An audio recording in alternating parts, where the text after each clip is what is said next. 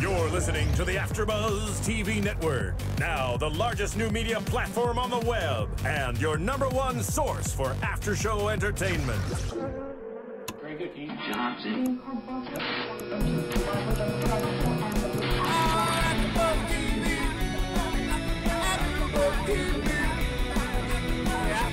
From the AFTERBUZZ Studios in Los Angeles, California, and streaming live on Ustream, this is AFTERBUZZ TV for Gossip Girl.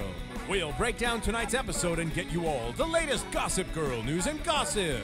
If you'd like to buzz in on tonight's show, you can buzz us at 424-256-1729.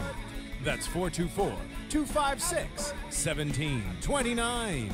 And now, picking up where the show leaves off and the buzz continues, it's AFTERBUZZ TV for Gossip Girl. Hello, Gossip Girl fans. We just finished watching Season 5, Episode 14. I am your host, Roxy Striar, and I know it looks like I'm alone, but I'm really not. We have the fabulous Mia Smith on the phone. Hello, Mia. Hey, yeah. She is rushing here to the studio right now to get here to be a host on Glee, but she couldn't make it in right now due to other work things, so we're just happy to have her on the phone, so I'm not awkward by myself. No, not at all. It's not really easy. And that is true. What a good friend. And in the booth, we have Phil Svitek. Welcome, welcome. Welcome. So I wish you could comment more on Gossip Girl so that we could have a guy's perspective more often. But I think I need to get Jesse back in here for Gossip Girl sometimes because he kills it. Jesse. I know. And we're also missing Jessica King tonight. So next week we'll come back stronger in numbers. But could I just say I love Chuck? And that he oh just my needs God, to you just focus won me on over. one thing. I love saving his father's legacy. There you go. That's my one comment of the night. Do you know what? Save your father's That's legacy. very inspirational of you and actually makes sense. Even though his father was a complete asshole. But yeah. So we are Haven't gotten opinionated that people. far. I only know that he wants to save his father's legacy. Don't know that he's an asshole yet. Good enough. No, well, he's an incredible asshole. There's a difference. But okay, let's just get into this episode, which I thought was an incredible episode. I actually have to say I liked it better than the 100th episode we saw last week. Me too. I really enjoyed this a lot more than last week. It was much, it reminded me why I fell in love with Gossip Girl. The twists, the turns, the team coming together to help one another. It was very classic, and I very much enjoyed it. They even brought the fold a lot more too. Right, and the first thing that we see was something that I actually had predicted or had hoped was going to happen, which was that Gossip Girl is not actually Georgina. Thank God. Thank God. Yeah, I know. I thought that was the weirdest freaking decision they made. So I'm glad, as I somewhat predicted, she actually is just taking over for Gossip Girl while Gossip Girl is on hiatus. Roxy, I wasn't there last week. You didn't get to hear my total disdain for her being Gossip Girl. I was freaking out. That episode, I was furious. Oh, I totally was freaking out. I was sitting there like, that doesn't even make sense. She hasn't been here for some of the time. How could she be it? I don't believe this. I was bugging out, so I'm really happy. But Jessica was like, that's fine. I don't care. What the hell? Really? No, there's no way. It doesn't work. And I still don't, I like that they explained it, that she's the new Gossip Girl, but it still doesn't work for me. Like, I don't like knowing who Gossip Girl is, and I don't like it being Georgina. You miss the old Gossip Girl? The anonymous Gossip Girl? Yeah, me too. Me too. But anyway, at least we have a fill-in for now to keep the show going. And I want to talk about, first I want to just start by talking about Nate and the real Charlie Rhodes. Not Charlie Ivy, but the Charlie Rhodes that goes by Lola. What's with these Charlies and going by other names? It's confusing. It's very much confusing. Actually, when I was watching this episode, I didn't recognize her off that. And that's what my roommate said. Charlie. It's like we have Charlie Ivy and Charlie Lola. Why can't they just have two different frickin' names? It's so confusing. But yeah, so we have Charlie Lola, in this episode. And we have Nate, and they seem to be romantically interested in each other. Yeah, trying to, do a little labor in the back there, helping clean up and pack up. I was quite impressed, Nate. Yeah, getting his hands dirty for once. What did you think about, though, the fact that they were sitting in Nate's apartment and he heard Charlie Lola on the phone with her mom, and she said, "Oh, it's just my boss," and lied to him. And then so he kind of freaked out and was like, "This date's over. I'm sorry, I'm tired." Did you think that was fair of him? I thought that was a great move. I mean, granted, she doesn't seem to be a liar like the previous girls he's dated, but it's about time that Nate learned from his past. Like, he keeps making the same mistakes. So for him to end the date at that point, like, I thought it showed a lot of growth for him.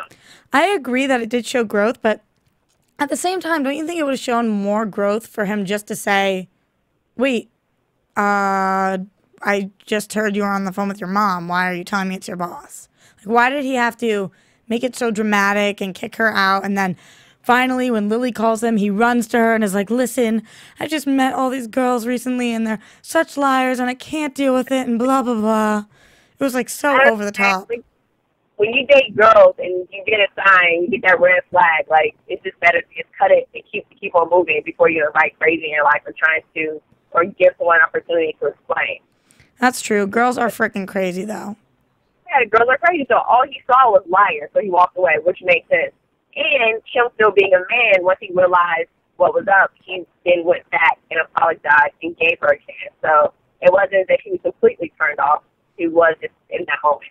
Okay, I can agree with that. I do see growth in Nate, which I like. But speaking of liars, can we just talk about this royal family and what's going on with them and how they've completely 180'd?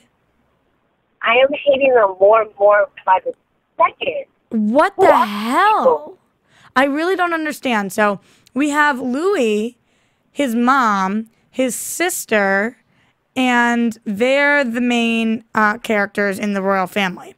So originally, the mom was she wasn't evil and she wasn't good. She was just in the middle. Louis was good and the sister was evil. Now the sister's good. Louis and the mom are evil. Are completely evil. And how does Louis turn like that? His whole transformation made no sense to me, and I never liked it from the start. When I saw him begin his downward spiral, it doesn't sit well for me. And then to treat Blair like that on her wedding day, at least his mom had to wait till they got on the plane. I mean, geez. Would you have walked out on him too? Absolutely. Yeah, I mean, I thought that was disgusting, and the fact that his mom was in on it with him, it completely shows how somebody is raised. If they're raised that way, like, you don't have to look far to see where it's coming from. The apple doesn't fall far from the tree. The fact that they were so similar, it's like, it was really disturbing to me. And Louis, I felt like, was such a good guy, and that's why I liked this storyline originally, because Chuck on paper was a worse guy than Louis, but we still wanted Blair to end up with Chuck, so we had to kind of reason with ourselves and try to figure out why we loved Chuck so much, even though Louis was such a good guy. It wasn't a clear-cut choice. But once Louis turned into a bad guy, I feel like they only did that to try to make it so that we would hate Louis because they knew we were conflicted. You know what? That's a very good way to see that. And that definitely makes sense, because when when she first started to get with him, I was like, man, I like the whole Blair-Chuck dynamic. But Louis is so sweet, and Blair can use some, simplicity in her life. Exactly. So I was conflicted for a long time. And now I'm just like, F you, Louis, please. Did you understand what was going on with Louis' mother sitting down Blair's mom? And she was trying to get out of Blair's mom where Blair was, out of Eleanor. And Eleanor's like, what the hell are you talking about? My daughter is with your son. Why did Louis' mom go through that entire process just to finally tell her what was going on? I didn't understand. Why was she trying to push something out of Eleanor only to finally tell her that she actually knew? Hey, Roxy. Hello. Roxy. Yes? We have a special guest. Well, not a special guest, but someone else for you on the line. Who do I have on the line? Hello. Jessica? It's Jess. Oh my gosh. I'm so sorry he's not there in person tonight. My hosts are here. This is amazing. Wait, I need to know what you thought of this episode. Oh my gosh. You're into it? Because you love the 100th episode, but I think that me and I like this one better. Okay, I did love the 100th episode, and I have to say, I know last week I was like super Debbie Downer because I thought that this week was going to really suck, but I was pleasantly surprised. It was good, and it definitely had some twists and turns in there for us, and so I'm glad that they kept us on our toes still because I really thought it was just going to be like super lame. I was really into it and so stoked. We talked about how Georgina isn't actually Gossip Girl, and that just made me so excited because this show, it always has a way of tricking me. Yeah, it makes so much more sense. Exactly. So I'm really stoked about that. What's your opinion? We're talking about the royal family right now and how they completely 180'd and the situation where Louis' mom was talking to Eleanor. What the hell was going on there? It was kind of confusing to me. Yeah, I mean, I don't think that his mom really has a place to, like, be trying to threaten Eleanor or whatnot, you know? Like, I mean, I get it that it brings the families in, but they need to let Blair and Louis deal with it. Like, I feel bad for Eleanor because she was so caught off guard, and especially because she had a hunch that something was wrong from the beginning, and then to just kind of have this, like, thrown in her face. Yeah, totally. I just thought it was so inappropriate, and I'm just not a fan of Louis' mom at all. Of course. None of us are. And you know what? I felt so ignorant during this episode when I turned to my roommates and I said, what the hell's a dowry? No, I didn't say dowry. A dowry. How do you say it? Dowry? What is it? I feel like such an idiot. They were like, it's when you have to pay the family to marry in, duh. I was like, okay, well, that's a little before my time. And then later on, we hear Chuck say, what century do you think this is? And I'm like, thank you, Chuck. Thank you. What the hell is this? Oh, my gosh. Like, you could pay someone to marry into their family? That's what it is. It's like, you know, back in the day, and it's like, I'll give you 5 sheep to marry my daughter or something like that. I don't know. It's like something weird. You're not alone because that went completely over my head to the point where I didn't even ask about it because I just thought I had misheard something. And they mentioned it so many times and finally turned to my roommates. I'm like, what the hell is that? So to clarify, basically, Louis' mom keeps throwing it in Eleanor's face that if Blair doesn't stay married to Louis for at least a year, then they're reinstating the dowry, which means that Eleanor has to pay Louis' family like a crap ton of money. They didn't mention how much. It is. I figured that.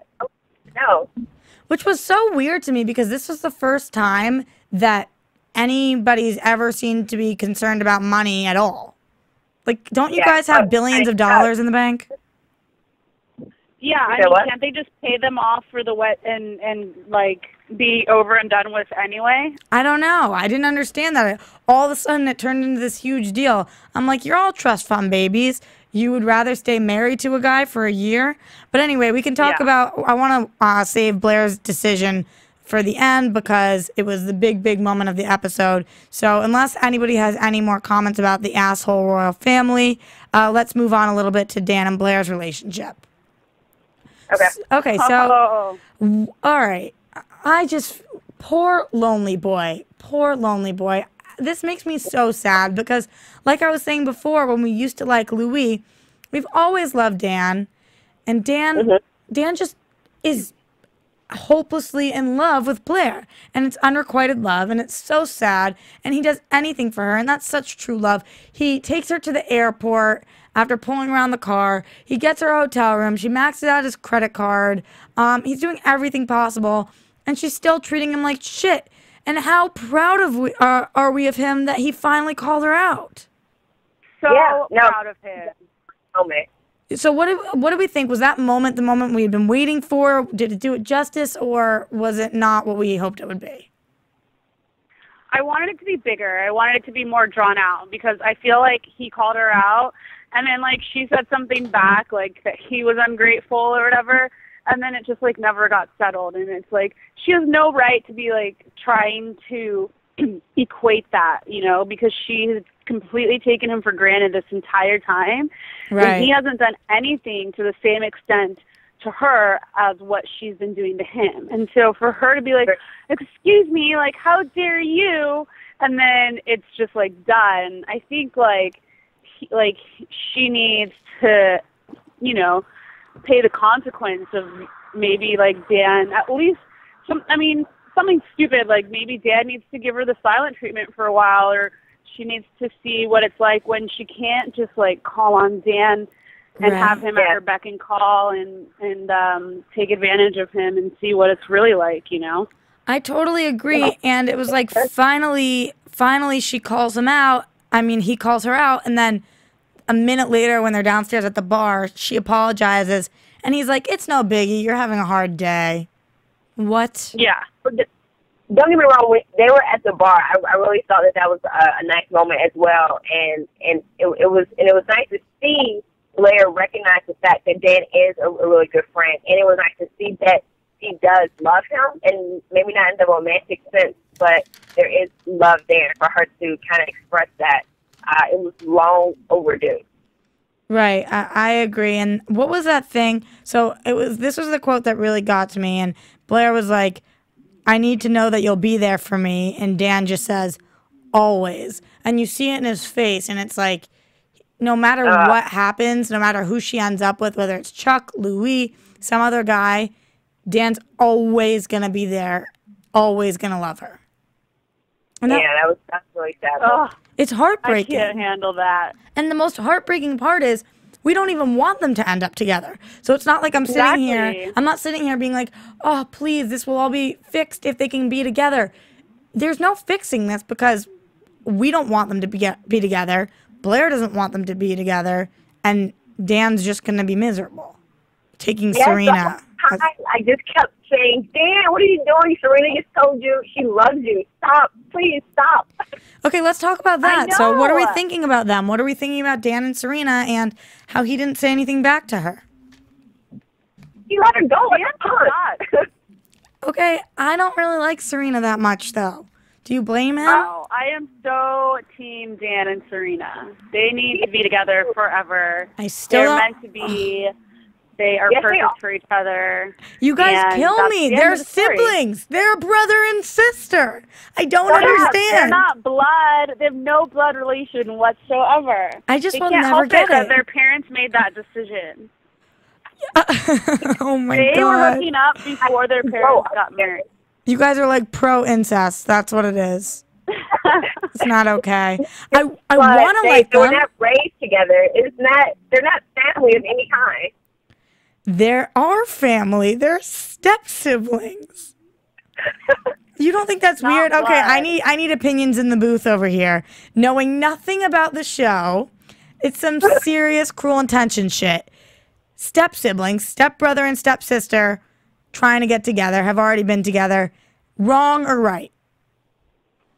It sounds creepy, but I'm just worried about doing the board the right way. It sounds real creepy, though. I mean, the show is just nuts. Yeah, they shouldn't be together. That's what I'm thinking. No, I'll take it. Thank you. Thank you, Ronnie. They started dating before their parents started dating.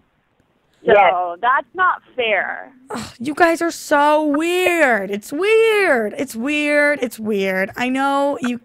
Okay. Dating someone and then marry their parent. Like, that means you have to stop dating them now? It's the fact that I feel like Serena wants Dan more because it's her brother. Like, I would think it was gross if Lily and Rufus got married and moved their families in together, and then all of a sudden, after sneaking into each other's bedrooms or something, they fell in love with each other. Then I'd be like, that is sick. But this is a totally different situation. All right, you know what? Fine, I'm the odd man out, but I guarantee you, if we pulled America or if we pulled AfterBuzz TV, step-sibling off limits. Totally weird. Totally weird. Well, this is Gossip We're gonna pull a caller right now. How about that, Roxy? Okay, we can pull this caller. All right. Online? What's your name? Where are you from? Hi, it's Susie. Susie, my favorite. Okay, Susie, maybe you will agree with me here. We're having the sibling debate. Dan and Serena. Yes, I've been listening for the past, however many minutes. But I don't get me wrong, I liked Dan and Serena in season 1 and 2 and stuff, and they were cute and all, but then their parents got married, and I think you all have forgotten that they share a half-sibling with each other. Oh, my gosh. That was before they were even born. Wait. They have no control. Hold on. They share a half-sibling. Yeah, they have that brother that Rufus and Lily have. That he's really. Oh yeah. There? Oh yeah. Yeah. I just think the whole situation is really freaking weird. Wait, but Susie, what did you think of the episode? How did it compare to the 100th episode? I mean, I liked it because there's not as much going on. Like there wasn't as much going on. There wasn't as much Chuck and Blair as I wanted there to be. I know. But the Chuck and Blair scenes that were there, it was very powerful and it was so touching and oh my God that it was okay. So, but I really did like it. I want to talk about the Chuck and Blair scenes now. I know that everybody yells at me for jumping ahead, but I really feel like even though it was a small part of the episode, we've covered a lot of the other stuff, and I just want to talk about that scene between Chuck and Blair where he's like, I will pay whatever dowry I need. I don't care. I can't stand you being with another person. And Blair is like, no, this isn't your problem. I could never be with you if you have to buy me. What is it that she says? She says, when and if we end up together, it has to be as equals. What did we think about this logic? Did we appreciate what Blair was doing, or did we just think it was stupid? Oh my gosh! I liked it. I mean, it was sad, but I get where Blair's coming from. I wouldn't want to have him. I wouldn't want to have her feel like she owes him anything. It would literally be like. But he's not trying to buy her. I mean, he's just all this time he's been trying to be with her. So that's just another thing that he's willing to do. It's not like he's trying to buy her love, you know? Yeah, but even though it's not him trying to buy her, it literally is him buying her. It's literally him buying her freedom. Because he doesn't want her to be miserable for the next year of her life. A year is a long time if you're depressed. I know, but unlike her reasoning for why she didn't want to be with Chuck because of the car accident and making the promise with God, which I thought was ridiculous, and I was like, listen, it's not like that. I thought that was Blair, come on. I understood what she was talking about with this. I don't know, as a viewer, I didn't want it to be so, but I understood that she wanted to deal. She made a mistake. Chuck had tried to stop her, and she made the mistake herself, so she wants to fix it herself, which makes sense. This is what I wanted. I agree. When did it take time to even sign their marriage certificate things? When did that happen? They just had the ceremony. I don't know. They should get annulled. I really don't know. Exactly. All of a sudden, she wants to go off to the Dominican Republic, and because that's what Elizabeth Taylor did. By the way, there was 6 shout-outs to Elizabeth Taylor in this episode. I loved it. I thought it was great. So funny. But, yeah, I don't know. There were a lot of pop culture references in this. When Lily and Rufus were talking about the songs they danced to, moves like Jagger. So weird. They're actually, Gossip Girl's always really good about tying in the today's pop culture and what's in the news today. They're always they talk about Facebook and Twitter and all that stuff too. That's true. Well, not Twitter as much because I guess Gossip Girl is essentially the Twitter. Is Twitter, yeah. But they talk about Facebook and all that stuff. What did we think about watching Blair in the I Love New York shirt? How awesome. I thought that was so I thought funny. It was cute. It was like refreshing to see her dressed like a normal human being for once. She looked so cute. I thought she was so cute. So cute. She looked like a little non-Blair doll. Yeah. Well, she still was like super done up and was gorgeous, and so she still was totally Blair. Yeah, that's true. Her hair and everything. Well, she was coming from her wedding, but like she was in this big oversized sweatshirt and she just looked like a comfy, chill, normal girl. And I love seeing the side of Blair, and we've seen it before this season when we saw her at her bachelorette party where she's just ripping tequila shots, having so much fun, raging face. And I'm like, yes, there is a girl in Blair that I could be friends with, that I could party with, that I could chill on the couch and watch TV with. Like, who knew? Right, it's a real human being. She's totally cool. I mean, so I really appreciated that side of her this episode. But overall, I'm starting with Susie, and then we'll go to Jessica, and then to Mia. I need to know, do we think she made the right decision? Do we respect the decision she made? Oh, no.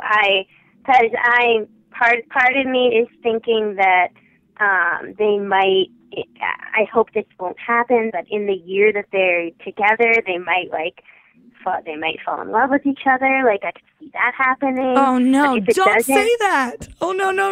You're freaking me out. I know. I can't imagine it would happen, but if it doesn't happen, then I could possibly see her falling for Dan, which I wouldn't want to happen either. Oh, my God. I just don't understand why she can't be with Chuck. Like, that's I just want them to be together. I'm so obsessed with them. That's like all I want in life, Chuck and Blair. I know, me too. Okay, Jessica, what do you think? No way. I don't think anything in the world is worth giving up your happiness, or at least your sanity.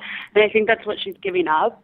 Right. And, she's mentioned that, she thinks that she brings out the evil in people or the worst in people. And I think that this is just going to turn her back into, like, evil bitch Blair. Like, we've seen, Lucky in Love, like, on Cloud 9 Blair for the past few weeks. And I like that Blair. She's nice and she cares about people. And I feel like it's just going to be a disaster waiting to happen, and it's so not worth it. That makes me really sad. Uh-oh, this is making me nervous about the future. Okay, Mia, say something that doesn't make me so nervous. I wish I could. Oh, but, no. Oh, my God. What everyone else is saying is dead on the money. And she sacrificed her happiness for an entire year. Like, 12 months is a long time. And to be with someone that's so evil now, like, there's no way. If you want to be equals with Chuck or whatever, then obviously he's a billionaire. Like, money is no issue. I would have just had him pay that, kept the movie, created some kind of payment plan or something so that I don't feel in debt, to this guy.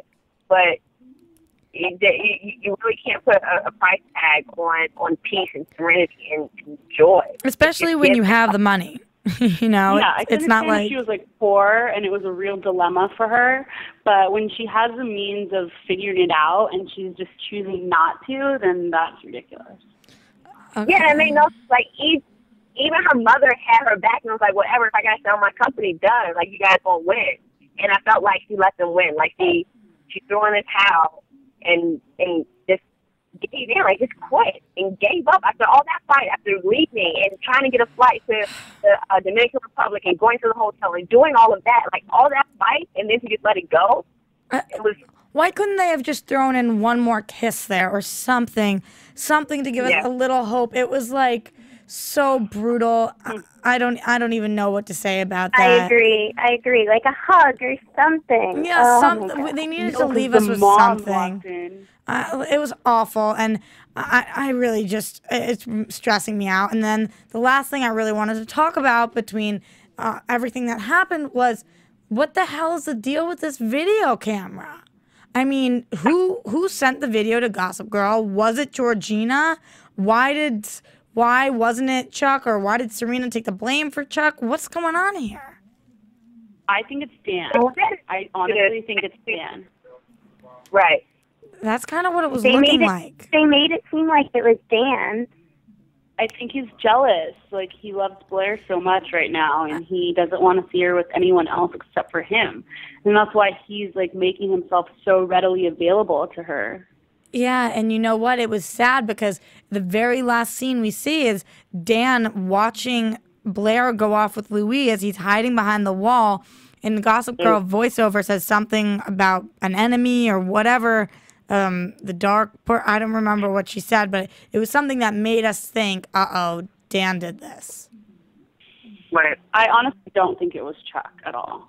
I don't either. No, not at all. I think Chuck was prepared to actually say something when he walked in that church. But I guess it was Dan. I don't know. It's complicated. Oh, I just want Chuck and Blair to be together. Can that happen? Like, why? Me too. Why? I know. I think that, Susie, unless you have anything else to say, we're going to cut to commercial. So last thoughts before, and you better call in next week. I hate Louis' family. And Chuck and Blair, I mean, I just keep rooting for them. I don't know. Me too, baby. I'm right here with you. I was looking forward to this all day, so thank you so much for letting me give my thoughts. We love when you call. You keep calling every week, whatever show. You have great insight, so we'll talk to you next week. So excited. I'll talk to you next week. Bye, Susie. Bye. Okay, so let's cut to a commercial break, and when we come back, we've got some awesome news and gossip, and then, of course, we'll go into predictions. AfterBuzz TV. Hi, I was once like you, a lazy, angry loner whose only joy was watching TV and surfing the net. And, like you, after I'd see one of my favorite TV shows, I'd be so excited and have so many questions that I'd actually have to talk to my douchebag coworkers about it at the water cooler. Then I discovered AfterBuzzTV.com. AfterBuzz TV produces after-show webcasts and podcasts for TV series of all kinds, like post-game wrap-up shows for all your favorite TV shows. AfterBuzz TV hosts are industry insiders who break down episodes of shows, take calls from fans, and interview cast and crew from each series, with over 60 different after shows, from Boardwalk Empire to American Idol to Vampire Diaries to Real Housewives, and more. Now, after a night of TV, I can ignore my stupid coworkers, who I hate, and go straight to my desk and watch or listen to all my favorite AfterBuzz TV after shows, and have all the TV fan interaction I need. Thank you, AfterBuzz TV. AfterBuzz TV. What do you want to buzz about? AfterBuzz TV News.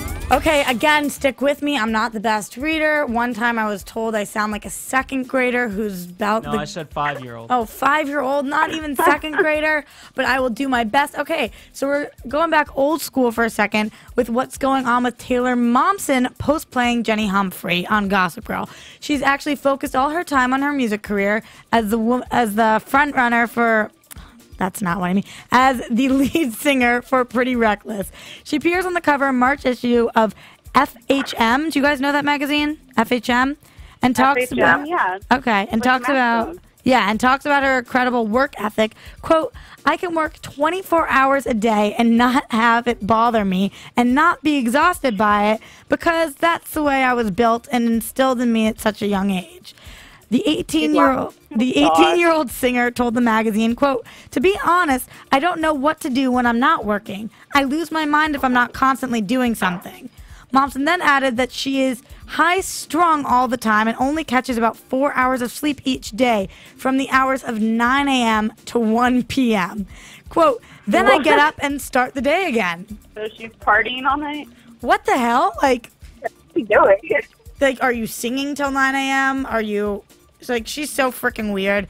And then later on, I was reading this entire article about her, and she's like, I don't understand why people comment on my eye makeup so often. Really, they should comment on my heels. I spend a lot of time wearing, picking out my, and I quote, stripper shoes. So they're like 15 inches tall. Maybe somebody could comment on that. It's like, what, girl? Every time she does an interview, I want to, like, hug her parents. She makes herself look so awful. Like, do you guys remember her in The Grinch? Who stole, whatever, you know, when she was little, right? Cindy Lou Who? She was, like, 5. She was so cute. I loved her. And now she's, like, crazy. But I've got to tell you guys, I really like Pretty Reckless. It's bad, but I like them. Really? Yeah, they're pretty good. Look them up. Okay, moving on to Blake Lively, who reveals her number. And no, not her phone number, her number. Lively told Elle that she could count her sexual partners on one hand. Quote, I've had 4 boyfriends in my whole life. I've never been with anyone that's not my boyfriend, she claimed. If I spend time with a man, it's because that's somebody that I know well who's been a friend for a while. So let us count the men. Blake is currently dating Ryan Reynolds. Just prior to that becoming public, right? So prior to that becoming public, she enjoyed a 5-month romance with Leonardo DiCaprio. She also dated co-star Penn Badgley for 3 years, and before Gossip Girl, she was dating actor Kelly Blatz. So that's 4. Did she have any relationship prior to the past 4 years? I don't know, but I hope somebody comes out and calls her bullshit on that because I think it is. Maybe it's not, though. Maybe she's just a good little girl. What? Bullshit? Are we calling bullshit? Okay, speaking of one of her exes, Penn Badgley, he's getting really serious with his girlfriend, Zoe Kravitz, and has been introduced to her rock star father, Lenny Kravitz.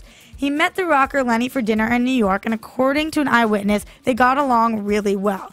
A source told Life and Style magazine, quote, Penn looked a little bit nervous. He wasn't talking too much at the beginning, but he warmed up as the evening went on. Things have been going very well because Penn even gave Zoe a cheeky kiss right in front of her father. The eyewitness continued, it was only a sweet peck. Wait, who's Zoe? Zoe Kravitz, as in Lenny Kravitz's daughter. Oh, who's I like her. And she dates Penn Badgley, which is Dan Humphrey. Speaking of Penn Badgley, I'm wondering if next week we're going to see him with a haircut since Blair mentioned it.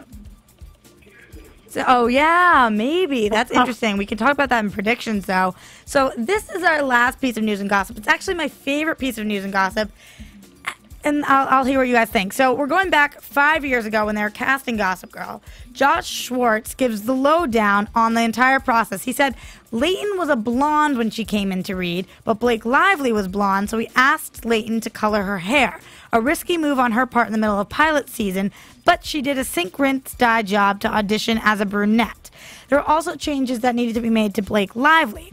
After we convinced Blake to do the television show, the network was concerned that she was too California. So we dressed her up in boarding school attire clothes out of Stephanie, the co-creator's closet, and straightened her hair to prove that she could look like a New York girl. Another surprising fact from the audition, Ed Westwick originally auditioned for the role of Nate Archibald.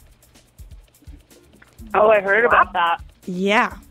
So I was just doing research, and I found that, and I was like, I'll stick that in news and gossip because I like it. Yeah, that's awesome. Like, what? I guess you never know how you're going to get cast, but I mean, I know. Like, I can't. Can you picture Ed Westwick? Him as Nate, but you hear about that stuff all the time. You know, like with Friends. Yeah. How, like Monica or Courtney Cox and Jennifer Aniston had auditioned for the opposite roles and all that kind of stuff also. Which is so weird. You just can't see them the other way around. Yeah. Sarah Michelle had auditioned for Cordelia on Bucky. Sarah Michelle what? Sarah Michelle Gellar auditioned for Cordelia. You're going in and out. We're a little staticky with you. You're saying Sarah Michelle Gellar auditioned for somebody else on Buffy, I'm thinking is what you're saying. So yeah. It happens all the time. But that is your news and gossip for the week of February 7th. Is today 7th? Yes, it is. We'll move right on to predictions. Ooh. And now, your AFTERBUZZ TV predictions. Okay, very exciting. Next week, Valentine's Day. Valentine's Day. Kind of boring. It did, but you know what? Valentine's Day really has the potential to shake things up. What I'm wondering the most is, why do we see Blair in this preview? Clearly, she's not on her honeymoon. That's true. So what happens? Somebody talk to me. What's going on? What's going to change here? I didn't see it because I watched it on Hulu. You watched in a pool? You didn't see the previews? No. Okay, Jessica, you're going to have to give me a little predictions here because Mia sounds like she's underwater in a pool. What are you thinking? What's going on? What's going to happen on Valentine's Day? Are we going to get our Chuck Blair romance moment? There's gonna, I always say it looks boring, but I should know by now that that's just what Gossip Girl does to suck us in. So I'm probably going to be wrong about that again. But there has to be some kind of rendezvous for sure with Chuck Blair. Maybe Louis gets hit by a car and dies. And I think you're onto something because I didn't even put the two and two together, the fact that she's not on her honeymoon. You know what I think would be interesting? If somehow Blair got Louis to leave her. Like if she was so annoying or was doing something that was pissing him off so much that he left her and she was free from the dowry.